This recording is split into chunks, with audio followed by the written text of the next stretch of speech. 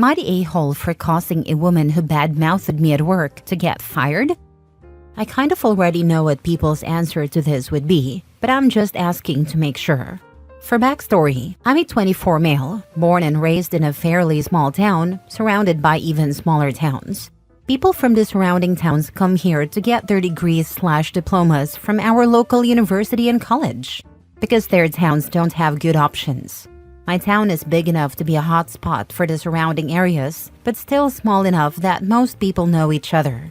In fact, many families know each other generationally. The situation: I work as an advisor at our local bank branch.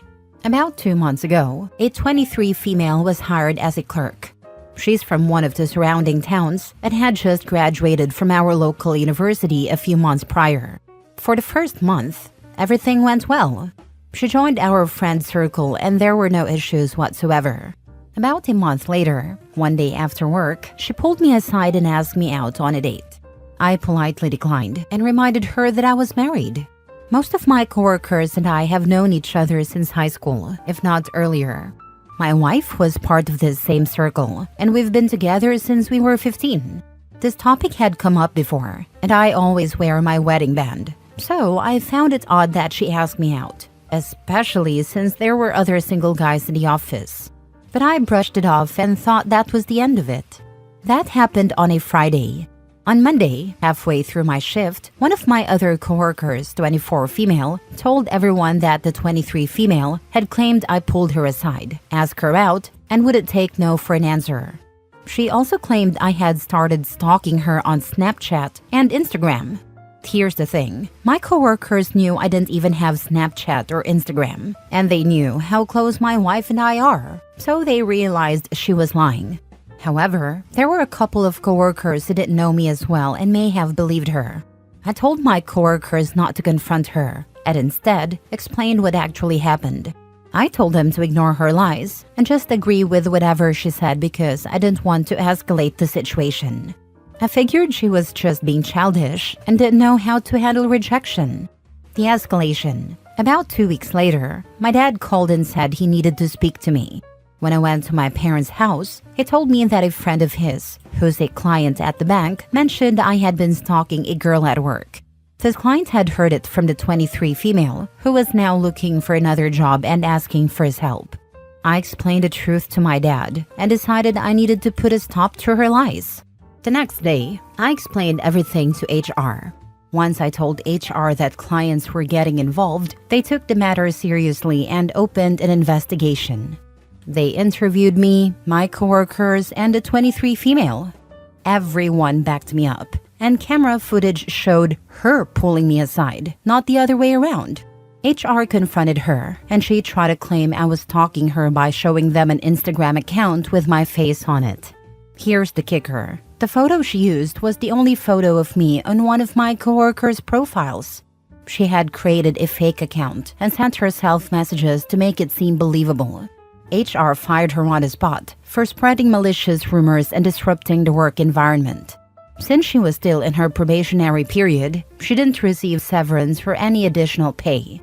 Given the small town environment, news spread quickly. Her job prospects here are now non-existent. This is why I'm questioning whether I handled it the right way. On one hand, I'm relieved to have cleared my name. But on the other, I wonder if I should have confronted her directly instead of involving HR. Now for the top comments before reading the mini update. She decided to F around and found out, and deserved to be fired, not the a-hole. You also shouldn't feel bad about the backlash she's receiving. If you hadn't defended yourself, her lies could have permanently damaged your reputation in your town. She got what she deserved, and now you don't have to worry about her anymore. Not the a-hole. She actively tried to ruin your life and caused a huge hubbub in your workplace. You tried to ignore her, but she kept pushing. She's a psychopath, and appropriate workplace consequences were meted out. Fafo. You didn't get her fired. She got herself fired. Consider legal options if you think she'll keep bad-mouthing you everywhere. Slander and libel are both against the law, not the a-hole. It's possible that you live in a locality where many people proclaim great fondness for the 10 Commandments and favor displaying them in schools and courthouses. If so, she should be reminded that "thou shalt not bear false witness against thy neighbor" was important enough to make the shortlist when the Almighty drew up the "these are my rules for you" starter kit. Therefore, her behavior is an offense against the law of humans and of multiple religions. And lies need to stop, and she needs to keep your name out of her mouth and off her keyboard.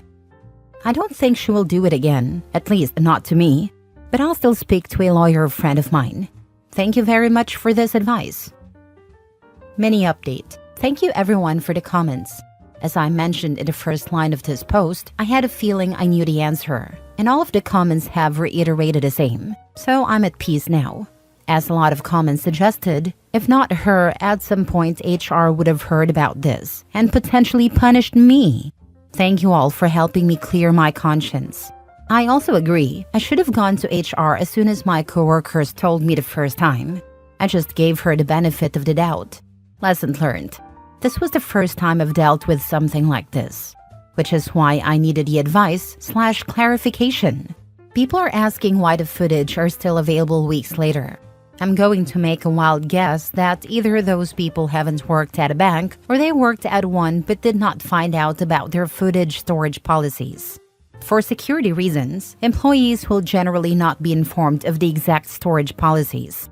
However, when a theft occurred at our branch 2 years ago, I am aware that they were able to pull up footage from 3 months prior. I don't know what kind of banks you guys are used to, but banks store security camera footage longer than most businesses. Each bank and each branch will have their own policies on how long they keep footage. Next story. Am I the a-hole for telling my best friend if she wasn't always trying to get with my husband, her boyfriend wouldn't have left her? I, 27 female, have been best friends with Kira, 25 female, since we were little. We were neighbors, went to the same school, college, etc. She was my maid of honor when I married Rowan, 28 male, who we went to college with. At first, Kira had a big crush on him, but he started liking me. We slowly got closer, and I started liking him too. This was after Kira had told me she'd gotten over it and was dating another guy. But I still felt really guilty and didn't want to date him if it would hurt Kira. I asked her multiple times if she was okay with it, and she said she was, so I thought it was fine. Kira's been with her current boyfriend Adam, 27 male, for a year or so. However, over the last few months, she's been acting strange around Rowan. Whenever we'd hang out just the three of us, or even with Adam there, she'd always find a way to sit next to Rowan, laugh at everything he said, etc. At first, I didn't think much of it, because I knew that's kind of her personality, and her and Rowan are friends. But then she started always asking me if Rowan would be there before she came over, and if I said no, she'd often suddenly say she couldn't come. Sometimes she wouldn't show up even if I said he was there. Rowan also told me about a comment she made to him once, about how he was so patient for putting up with me being too tired to do anything with him now that I was pregnant, which I thought was weird. The odd behavior continued, but to be honest, the pregnancy has been keeping me too exhausted to dwell on it. Rowan seemed as friendly with Kira as always, but 2 days ago, our mutual friend Shay threw a dinner party. Rowan and I went, as did Kira and Adam. Kira got a bit tipsy, and she kept trying to sit with Rowan and touch him. He excused himself a few times, but she kept finding him. I tried to get her to back off a few times, and I was getting mad because this was crossing a line. She started slurring about how I stole Rowan from her. Thankfully, Adam was too busy talking to Shay's husband to hear this, but he definitely saw Kira's actions. The next afternoon, I was at Shay's again with some friends when Kira showed up. She was crying because Adam had broken up with her that day, saying he didn't think they were going to work out. Everyone was consoling her, but I was just kind of sitting there. I couldn't help but feel like she brought this upon herself. She asked me, "Aren't you going to say something?" So I said, maybe Adam wouldn't have left you if you weren't trying to get with Rowan all the time. Some of our other friends were shocked to hear this and got mad at Kira. Others were angry with me, saying Kira was just really friendly with everyone and that was a horrible accusation to make. Kira was upset, saying she couldn't believe I thought that of her and maybe we really weren't that close. She left in tears, and I left soon after too. Now I don't know. Maybe I was wrong. Kira had been drinking at the dinner party and might not have meant what she said, and the other stuff could have been nothing. Maybe this was too harsh to say to her after a breakup, and we could have talked privately, not in front of our friends. Am I the a-hole? Not the a-hole. Well, not entirely. Yes, it was kind of rude to say that after she had been dumped, but she'd been acting this way for a long time, to the point where even Rowan was uncomfortable, but she still persisted. Getting drunk didn't help, and I bet Adam did hear her say you stole Rowan from her. From my point of view, she's clearly been jealous this whole time. She hasn't moved on and has only tried to get closer. Rowan also brought up that weird comment she made about you being too tired to do anything. That's not a normal thing to say to your best friend's husband, even as a joke. It's messed up, not the a-hole. I don't know what the rules are in relationships, and they are probably different for every couple, but at a certain point, should he have shut it down himself? Kira's trying to sleep with your husband. She's not your friend at all. You are not the a-hole for saying that, but you are the a-hole for allowing her to make your husband uncomfortable by sexually harassing him. If one of your female friends told you that another friend's husband was constantly touching her, flirting with her, and making personal comments about her sex life, what would you say? Start standing up for your husband. Yes, she was letting her husband be sexually harassed. She's the a-hole for that. Next story. Am I the a-hole for not recalling my dog when she chased my neighbors off of my property? I, 30 female, have 4 dogs, but the one this story is about is a 4-year-old Rottweiler named Bella. A few months ago, new renters moved next door, and things have been unpleasant to say the least.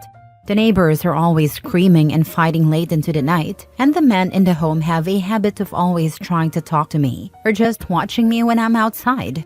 This is not done in a friendly way, and it has made me feel very uncomfortable.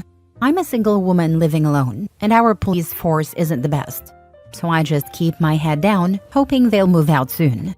The other night, around 11 p.m., I was outside with my dogs in the backyard. My neighbors have a chain-link fence, but I have no fence along my property except for the part that separates their property from mine. One of my dogs was on a leash, but the other 3 are completely trained off leash and do not leave the yard. I know some people may not agree with that, but I live in the countryside, and also my dogs have never run off.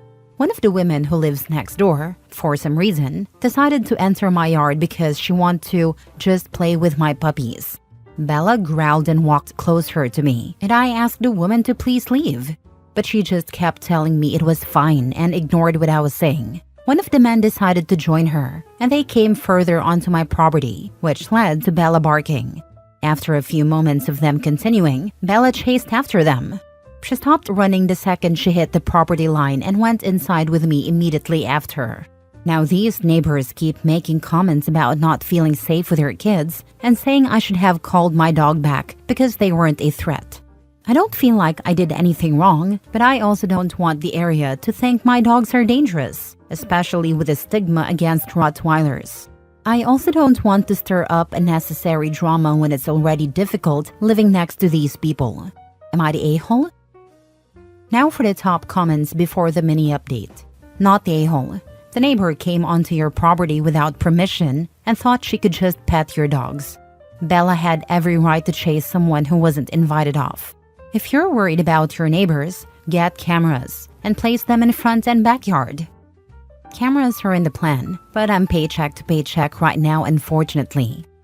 If you're between paychecks, you can still document any harassment and interactions.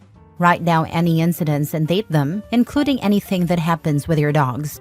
Inspect your front and backyard for anything that's different. Make sure you date everything. Not the a-hole. Your neighbors need to stay in their own yard. That was my thought process when it was happening, but I know that things can be different depending on the breed of the dog. I know for a fact Bella wouldn't have hurt them unless they had tried to hurt me, but I didn't know if that mattered or not. Mini update. Thanks everyone for the advice. I've called a friend who has agreed to come over tonight, and he will crash in my spare room until I feel safe. I'm going to contact the police tomorrow and make a report, as well as get a runner and a cheap camera as soon as I get paid. I'll update if anything changes. But I hope you all have a fantastic night, and thank you for the advice. Last story. Am I the a-hole for declining to invite a woman who has called herself a total klepto into my home? I, 30 female, joined a women's social club 6 months ago because I've been struggling to make friends after relocating to a new city. It took me a while to warm up to the group and connect with people I actually had things in common with. I had to wade through a lot of Botox parties and boozy brunches to find activities that interested me. But eventually I did, and I started attending group events fairly often. I spent most of my time with the women who enjoy reading, doing crafts, baking, sky watching, etc. Among these women is one whom I'll call Andrea, who has repeatedly made comments about being a total klepto. I think she says this to seem cool to others in the group. I reached out to some of the women I see regularly at these events and invited them over to my place to watch a TV show we'd been discussing and do crafts. They were excited and agreed to come. Unfortunately, Andrea found out, presumably because someone asked her if she was going and reached out to ask if she was invited. I thought about it for a bit and then told her no, explaining that I only had so much space at home. She didn't believe me and pressed me for the real reason, saying I thought we got along, which, yes, is true. I told her I wasn't comfortable inviting a self-proclaimed kleptomaniac into my home. I explained that I've worked hard for what I have, and it wouldn't make sense to knowingly invite someone who brags about stealing. She replied quietly, okay, and then added, "You're painting me out to be some horrible criminal when you don't even know anything about me." I told her that her being proud to call herself a klepto was all I needed to know. She responded by calling me a high school mean girl and ableist. I have no idea where that came from. Unfortunately, this situation has spilled over into the group, which is frustrating. But what surprises me the most is that so many people are defending her and telling me I'm out of touch and take things too literally. Am I? Not the a-hole. Being a thief isn't the same as being a kleptomaniac or a klepto. One of the key factors in diagnosing kleptomania, a legitimate and rare mental health disorder, is the emotional roller coaster around theft. A kleptomaniac experiences intense shame and wouldn't casually tell strangers they've stolen something. Andrea is the ableist one here, for using kleptomania as an excuse to justify her poor behavior. I know some people say things like, "I'm being so OCD," when they just mean they're being fastidious. I'm not well versed in kleptomania, but I thought her comments might have been along those lines. It probably was, but it still makes her the ableist, not you. She's not a klepto. She's a thief, and a proud one at that. She's also rude. When you said there wasn't enough room, she should have accepted that answer. She isn't owed entry to your property. Not the a-hole. I had a girl in my sorority described herself as a self-diagnosed klepto who just couldn't help herself when she saw something she liked, whether it was in a store, on campus, or something another person owned. Once she took something, she considered it her property, and heaven forbid you try to get it back. I refused to associate with her outside of required meetings. I never let her near my purse, my dorm, or my car. She cried and called me a bully. People like this always play the victim. I'm glad you're keeping your boundaries.